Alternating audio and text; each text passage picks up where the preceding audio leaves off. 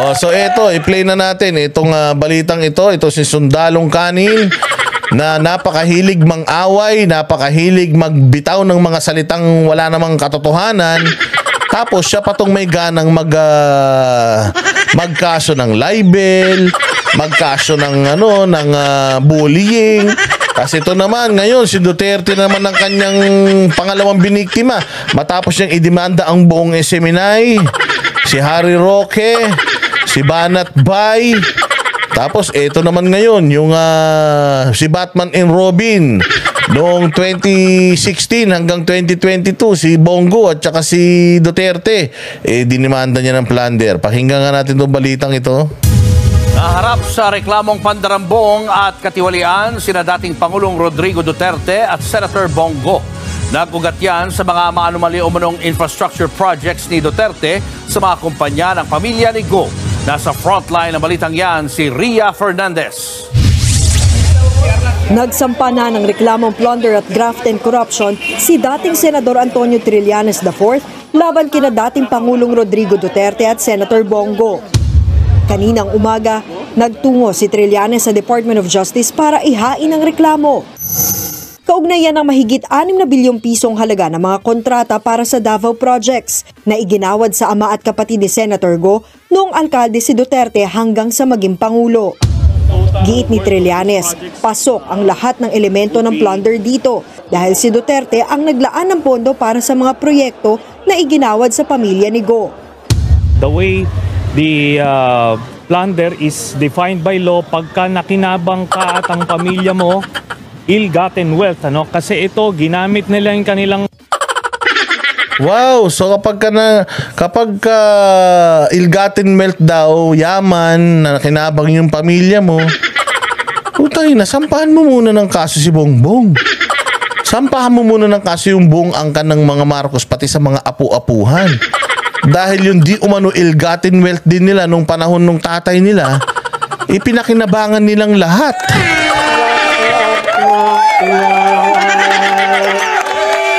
Oy, Black Mamba, you're here again. You're alive. How are you, Black Mamba? You are my friend. Ay, hindi, Black Mamba. Totoo naman Totoo naman may palakasan sa'yo. So yun ang sinasabi niya, ill-gotten wealth. Okay, ulitin natin. Defined by law, pagka nakinabang ka at ang pamilya mo, ill-gotten wealth, kasi ito ginamit nila yung kanilang posisyon, authority at influence para mabigay at makorner yung mga proyekto. 184 government contracts ang inaward nila sa tatay at kapatid ni Bongo. Sa mga dokumento raw. Ayun, so sinasabi nila na inaward daw yung mga projects sa pamilya ni Bongo. Ang tanong, ano-anong mga projects yan? Tapos na ba yung projects na yan? Kasi baka mamaya lahat ng, kasi tingnan nyo kung ako mag-a-award ako ng project sa pamilya ni Bongo, uunahin ko Mindanao. Oh, Mindanao, may project tayo. Oh, ilagay mo lahat sa pamilya mo. Kung may ganun sana, o kahit na projects na lang sana na para sa Mindanao, di sana sobrang unlad na ng Mindanao. Maunlad sa Mindanao, Davao City lang An extrapolation of the COA official records revealed that from March 2007 to May 2018, CLTG Builders was awarded 125 public works projects by the government worth around 4.89 billion. So, ibig sabihin, mayor pa lang si PRRD hanggang sa nung presidente siya nung 2018, 125 public works project ang inassign sa pamilya ni Bongo. Teka, Trillanes, alam mo ba yung isang kongresista natin? Yung isang kongresista natin na dating taga PDP, anong pangalan nun, yung taga Pampanga? Alam mo ba na napakarami din mga projects na inaward ng DPWH sa construction firm ng pamilya niya?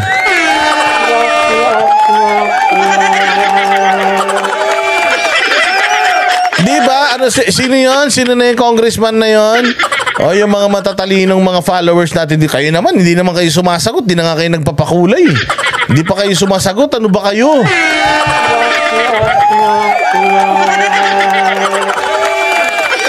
Kamustahan kayo ng kamustahan dyan eh.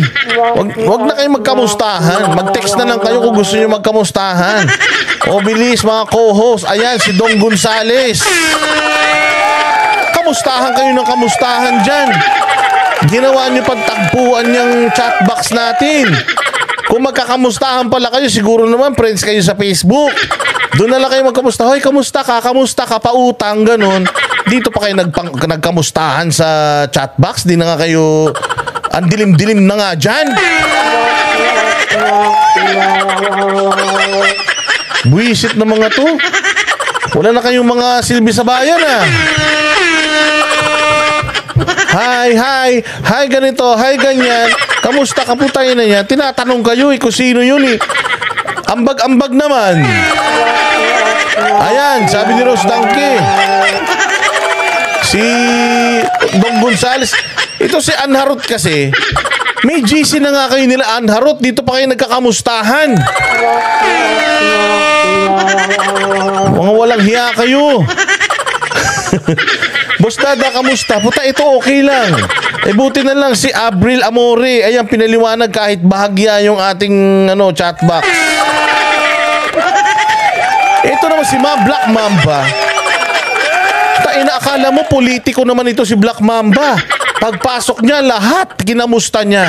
Kamusta sa'yo, kamusta sa'yo, kamusta inang yan. Si Anarot. Si Anarot na naman, sabi niya, ba't ako? Naging paniki.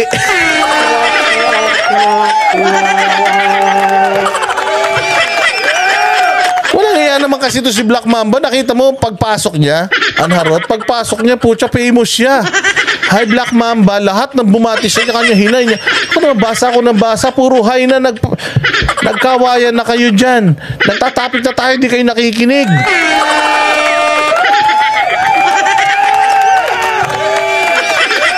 Mga walang hiya kayo. Oy, si Dong Gonzales. Oy, Trillanes. Hinayupak ka. Oy, Boss Novic Q. Kapag ikaw nangamusta, Boss Novic Q, pucha, sasagutin ko yan kahit isang oras. Boss Novic Q, mabuti po.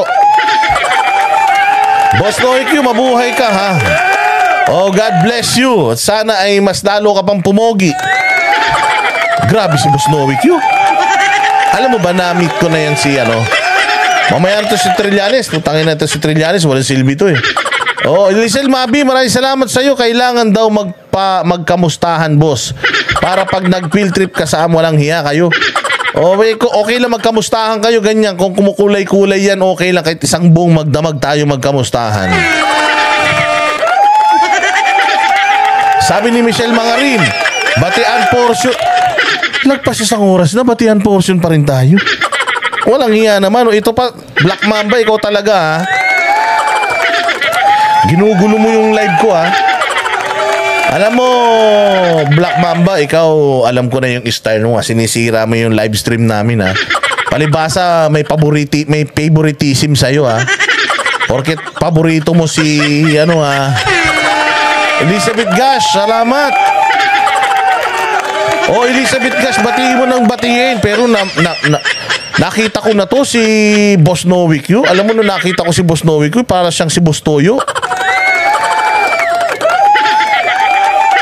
Si Boss Novic Q parang may-ari ng pawn shop. O mga bossing, pag nakita niyo si Boss Novic Q, ay grabe, nung na-meet ko siya sa airport, akala ko yung buong pawn shop dala-dala niya. O nag-overweight medyo maganda pa nga katawan ni Boss Novic Q eh. Medyo slim siya eh. Talagang matipuno siya.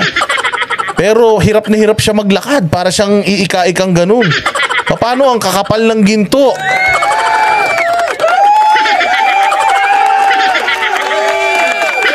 Siguro si Boss Noe nung nagbigay si Bongbong ng ginto, ikaw ang nauna. Parang lahat ng ginto sa Pilipinas nasa iyo ah. Oh, pero grabe. Oh.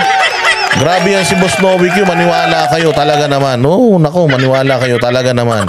Si Boss Noe Q talagang matipuno tsaka Malupit. Ang dami niyang ginto.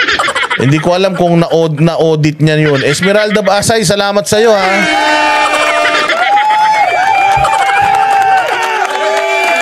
Hoy, Black Mamba, oo, ang lalaki ng ginto niya. Black Mamba, maniwala ka, ang lalaki, ang kakapal. Tapos yung mga kamay niya, punong-puno ng mga piyaw. Sabi ko, kaya pala ang swerte nito. Ni Boss Noe, ang swerte nito. Oo, kaya ang dami-daming pera na mag-asawang to dahil lahat ng pampaswerte ng mga Chinese, kinuha nila.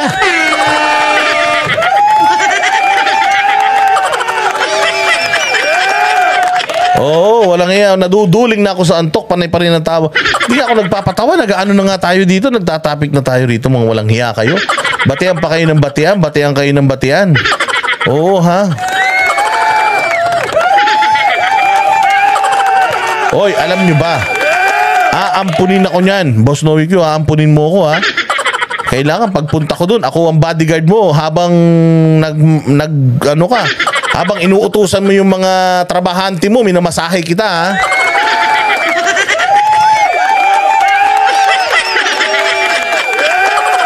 Oh. Butsa kayo, nagtatapik ako, bakit ba kasi ganito ginagawa nyo dito sa live stream natin? Ginagawa nyo ano to eh. Sinuot, Boss Dada, kasi baka mawala sa loob ng airport. Ay, oo. Boss Noe Q, maniwala ka. Alam mo ba, Boss Noe Q, meron akong kabubuang ginawa. Baka hindi mo na nalalaman. Oo, may kalokohan akong, pag kung ganyan, pagpasok kong ganyan, papunta kaming Hong Kong, Boss Noe. Nakita sa x-ray yung yung bag ko, pagpasok sa x-ray na ganun. Pagbasok sa x-ray na ganun, huminto. Tapos sabi sa akin, sir, huwag kang aalis, diyan ka lang po. Nung gumanon na yung diyan ka lang, huwag kang aalis. Tapos biglang nag-alarm na, tot, gano'n na. Ang dami ng pulis. Sko, ano kayo nangyari? Ano ba meron dito sa bag ko? Hinayupak na yan. Naaalala ko, Boss Noe, yung palang bulsa ng bag ko sa gilid, merong isang magazine.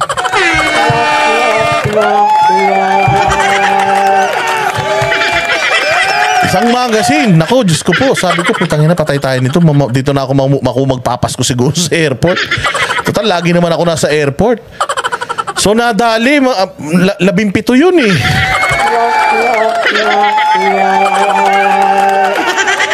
Oh, huwag siya, muntik-muntikan na ako doon. Kwento ko sa'yo, Boss Noe, pag nagkita tayo. Pero matindi. Tama lang naman. Isuot mo yan. Ginto yan eh. Yung mga brief nga na gamit, ninanakaw dyan sa airport natin. Yan pa kayang mga mamahalin mong mga alahas.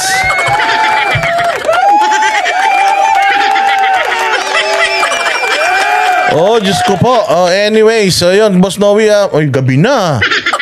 Gising pa si Boss Noe. Bakit pinupuyat niya yan, Ma'am Sheila? Paano tayo lilibre niyan? Baka hindi magising yan. Kumusta, Miss Yo TV? Ito pa, nangungumusta pa. Ba't mangungutang ka? Ba't nangungumusta ka? Balikan na natin to, Trillanes, pwede, ha? Mutya, nawala na ako eh. Dahil sa batian kayo ng batian. Si Dong Gonzales, walang hiya ka, Trillanes. Si Dong Gonzales, yung congressman na di umano, may kaso din yun sa COA na meron siyang sariling construction firm. Tapos yung mga projects ng DPWH, ina-award ng DPWH sa mga construction firm niya, lahat ng build nila. Bakit yun? Hindi mo masita. Bakit si Duterte at si Bongo sinisita mo, Marisa? 18. Yan daw ang kumpanya ng ama ni Go na hango mismo sa initial letters ng buong pangalan ng senador. Noong 2017, kung kailan Pangulo na si Duterte, 27 projects daw ang ibinigay sa CLTG Builders na nagkakahalaga ng 3.2 billion pesos.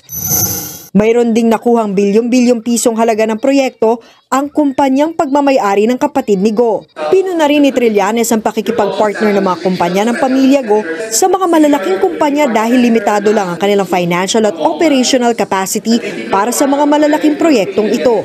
Ang masaklap pa raw, delayed ang infrastructure projects na ito sa Davao. Hindi pa raw nakikita ni Senator Bongo ang reklamo, pero itinanggi niya ang mga alegasyon na noon pa raw ay binabato sa kanila ni Duterte. Dagdag pa ng senador, hindi siya nakikinabang sa negosyo ng pamilya niya at hindi sila nakikinabang sa pagiging opisyal niya sa gobyerno. Alam nyo, ito ha. Sabi ko nga sa inyo, you can tawag dyan. Kalimutan ko na tuloy. Hindi, lahat ng pwedeng bintang, ibintang mo na dyan kay Bongo.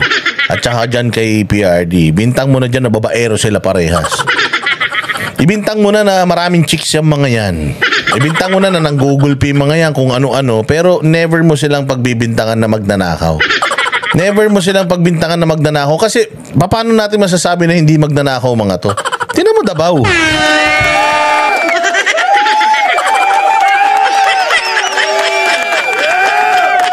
Pag hindi pa kayo nakakarating ng Davao, wag nyo munang i-judge itong mga Duterte, lalong-lalo na to si PRD at saka ito si Bongo. Wag.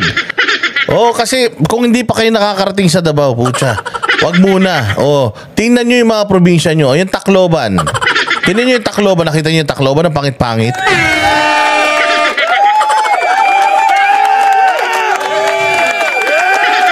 Tingnan nyo yung Tacloban. Yan yung mga lugar na talagang kurakong. Kuratong baliling talaga. Yung mga mayor, congressman, mga konsihal dyan. Paano mo nasabi? Tagal na nila sa posisyon. Tingnan mo, hindi man gumanda probinsya nila. Yung kalsada nila, lubak-lubak para kang dumaan sa buwan. Tingnan mo, pumunta ka ng Davao. Paglapag mo pa lang ng airport, pucha yan. Talagang mamamangha ka na. Ang linis, ang ayos, walang mayabang. Paglabas mo ng airport, lahat ng taxi. Pucha, kung magkano sukli mo, isusukli sa'yo. Walang kontratahan. O pagdating mo naman sa downtown, pucha yan, walang dumi. Ang linis-linis ng kalsada. Magpakalasing ka na bago mag-alas 10. Alas 9, umorder ka na ng mga 1,000 beer. Dahil pag sinabing sarado na yung hindi, pwede nyo pang uminom-inom. Pero hindi na kayo maka-order dahil liquor ban na kahit 7-Eleven. Yung mga alak nila kusang nagsasara yan. Pag dyan sobrang higtats yung mga yung mga wire-wire yan. Telepono, yung mga kuryente, nasa ilalim na, may mga part na ng Davao na wala ng mga kable ng kuryente, pwede ka na pwede ka na magsaranggola, hindi nasasabit yun dahil nasa ilalim na ng lupa, katulad na sa Amerika yung mga wires nila.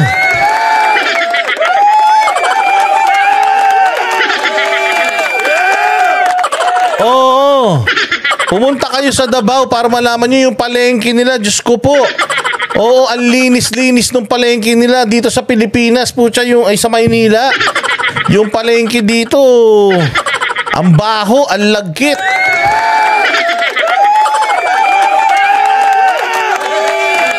Sa kanila, merong speed limit, 40. Sabi ko nga sa'yo, yung mga, sa kanila? Yung mga karo sa kanila, baliktad. Yung mga karo ang mabibilis magpatakbo. Yung mga sasakyan, lang. Chill lang, 40. Takbo man, takin mo 40. Primera lang. Sabi nga sa inyo, dyan sa Davao, tinatanggal yata yung tercera tsaka kwarta nung mga manual dyan. Ang bagal ng takbo ng sasakyan dyan, 40. Tapos walang nag-overspeeding, walang busina ng busina, walang road rage.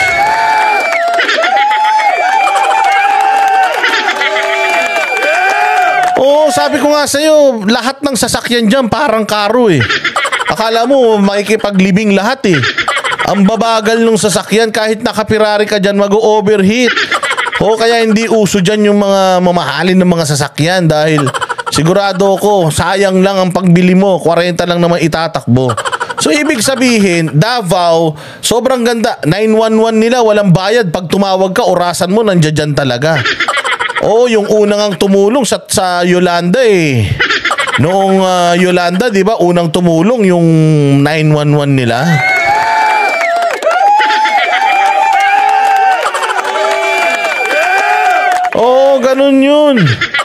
Ganun yun. Talagang, ano sabi naman nila Binaflor? DDS tayo, wag tayong palaaway. Tanga. DDS tayo, wag tayong palaaway. Kung di tayo ng away, ba't nag-vlog pa tayo? Sabi ni Nila Binaflor, dapat daw wag tayong mang-away, banateros. Kaya nga tayo banateros Binabanatan natin di sana naging lover boys na lang tayo kung ayaw nyo mang-away tayo. Si Nila Binaflor, ano gusto mo? Wag natin awayin si Trillanes. DDS nga tayo, hindi natin naawayin. Ano to, Nina Benaplor? Nagkamali ka na napasukan, hindi ito ang oras ng himala. Oo, tapos na ba yung live ng oras ng himala? Naka-live po ngayon yung ang dating daan. Pumunta kayo doon, walang nag-aaway doon.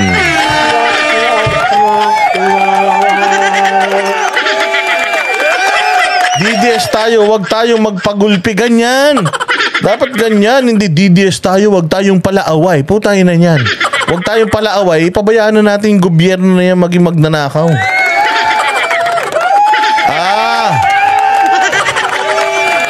Wag daw mang-away ng kapwa DDS. Si Black Mambo, meron ka talagang ano ha. Meron ka talagang favoritism ha. Boo. Bu ka talaga, boo. Sobrang bait naman, baka kunin kayo ni Lord. Sige, diretso. Hindi, ganun talaga. Ang ganda ng Davao. Tingnan ninyo ang Quezon City, ang Manila, gulo-gulo. Tingnan nyo ang ibang mga syudad, ang gulo-gulo. Sabi ko sa inyo, lahat ng pwede nyong ibintang sa mga Duterte at dito kay Bongo, ibintang nyo na, wag lang yung pagnanakaw. Kasi kung magnanakaw mga yan, sana magulo ang Davao. Tingnan nyo naman ang Davao, di ba? Ang Davao ay one of the safest city in Southeast Asia and the safest city in the Philippines.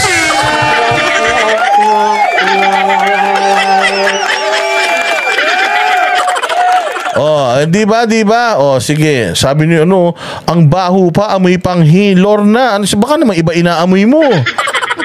Sino naman mapanghi inaamoy mo, Lorna? Sabi mo kasi maghugas-hugas.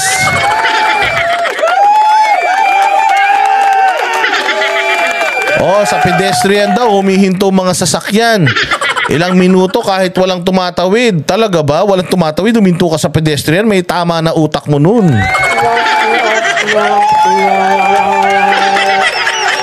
Diretso. Oy, Tito Roy. Tito Roy, how are you? Mabuhay ka, God bless you. Kamusta ka na? Na-miss kita, ang tagal mo nawala. Ikaw, nagbigay ka lang ng $400 sa akin. Hindi mo na ako kinakausap, ha? Grabe si Tito Roy. Lasing siya, nagpakulay siya ng $400. Si Tito Roy, mag-inom ka nga ulit.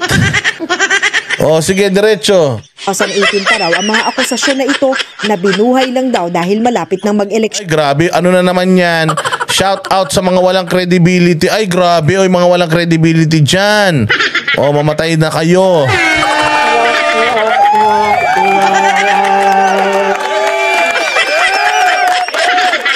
Sige. Diretso. Alam din daw ng publiko na attack dog si Trillanes. Git naman ang... buntot na lang kulang dyan eh. Tsaka tali sa liig. Putay na snappy Kita mo naman yung buhok niyan, walang nakatikwas. Sabi ko nga sa inyo, ito mas importante pa sa kanya kung anong itsura niya sa labas kaysa sa laman ng kokote niya.